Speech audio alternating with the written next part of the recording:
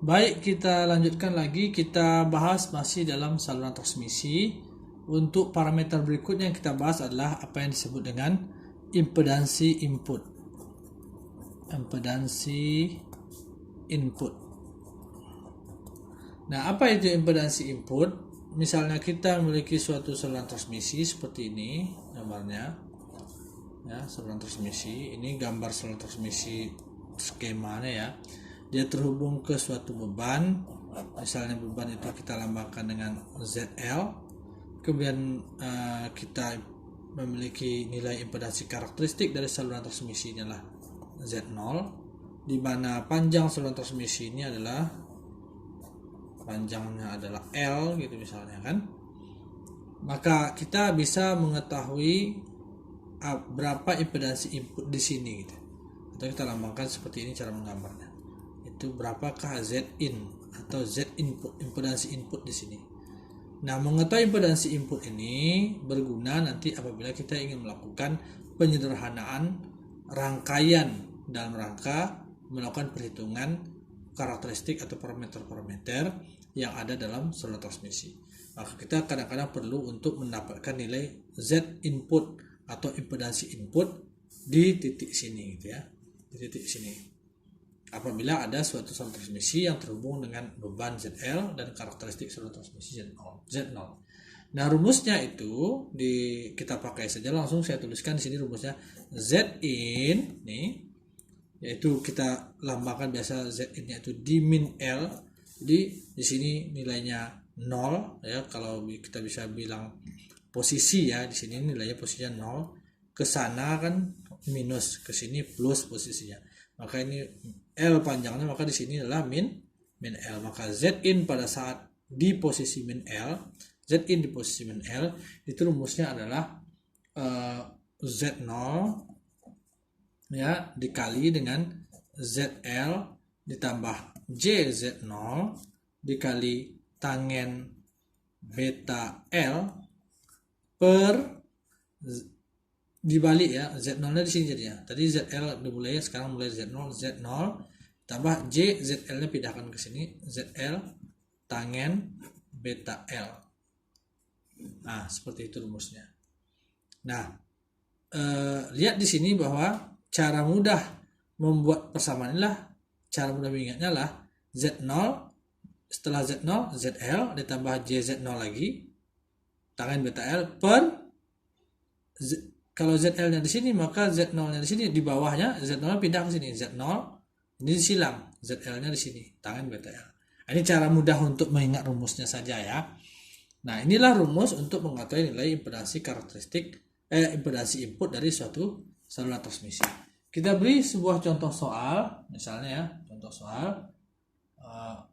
Sebentar, misalnya kita punya suatu contoh soal saluran transmisi itu. Misalnya kita, ini contoh soalnya, saya catatkan. Contoh soal, misalnya suatu saluran transmisi memiliki nilai ya. Transmisi itu terhubung dengan beban ZL, di mana ZL-nya diketahui nilainya 75 ohm. Kemudian dia memiliki nilai Z0, impedansi karakteristiknya adalah Z0-nya sama dengan 100 ohm. Nah, seperti itu. Kemudian dia terhubung, ini panjang saluran transmisinya L, mana L itu nilainya misalnya panjangnya adalah lambda per 4 misalnya. Maka kita bisa mencari nilai Z in di sini. Ditanya Z in di sini berapa gitu. Yaitu Z in pada saat min lambda per 4, min lambda per 4. Karena panjangnya L lambda per 4, jadi min lambda per 4 itu sama dengan, kita masukkan rumusnya, Z0 dikali ZL ditambah JZ0 tangen beta L per Z0 ditambah JZL kali tangen beta L gitu. Ya. Nah, kita tinggal masukkan nilainya. Z0 nilainya 100 dalam kurung ZL-nya 75 ditambah J100 tangen beta itu adalah apa ya, kalau kita cari dulu beta L-nya itu berapa nilai ya. Beta L ini kita cari dulu ya.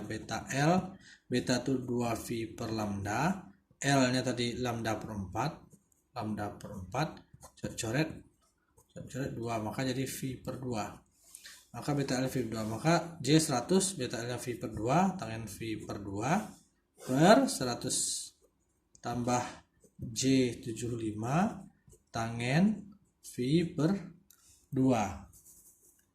Maaf tidak nampak. Nah ini saya tuliskan lagi sini ya.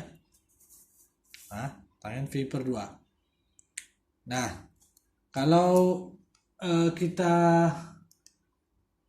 misalnya lanjutkan gitu ya, sebentar, misalnya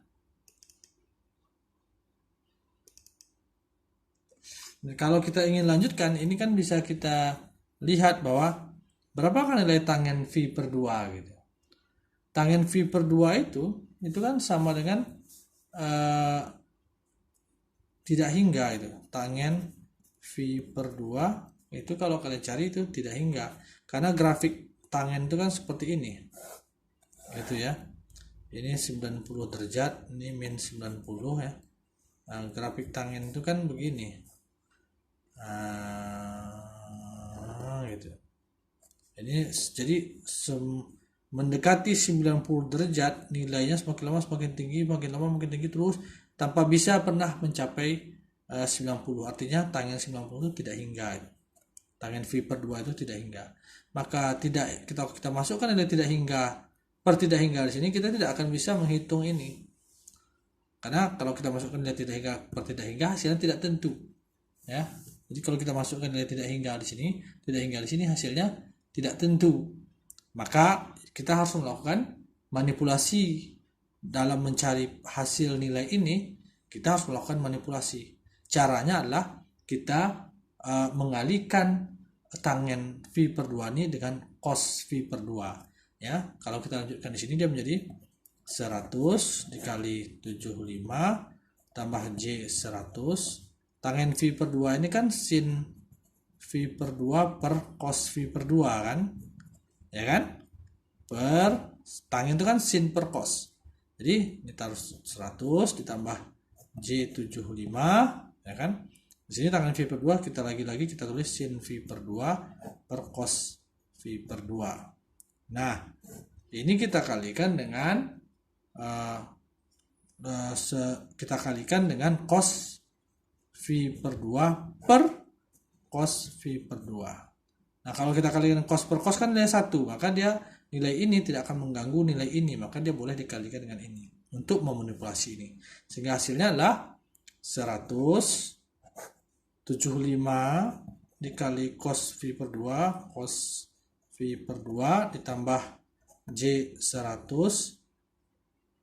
sin V per 2 dikali cos V per 2 cos V per 2 per cos V per 2 habis ya, ini dengan ini habis, sehingga tinggal 100 sin V per 2 saja per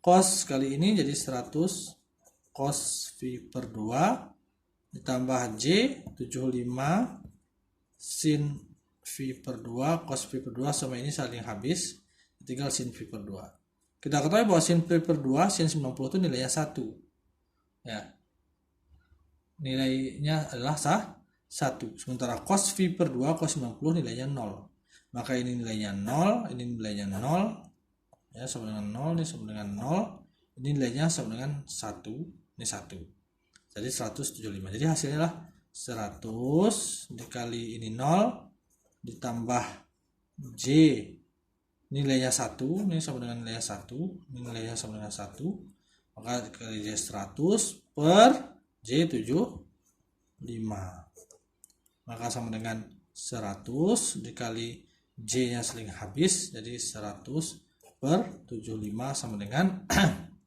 hasilnya 133,3 ohm. Nah, ini hasilnya. Kita lanjutkan lagi video berikutnya.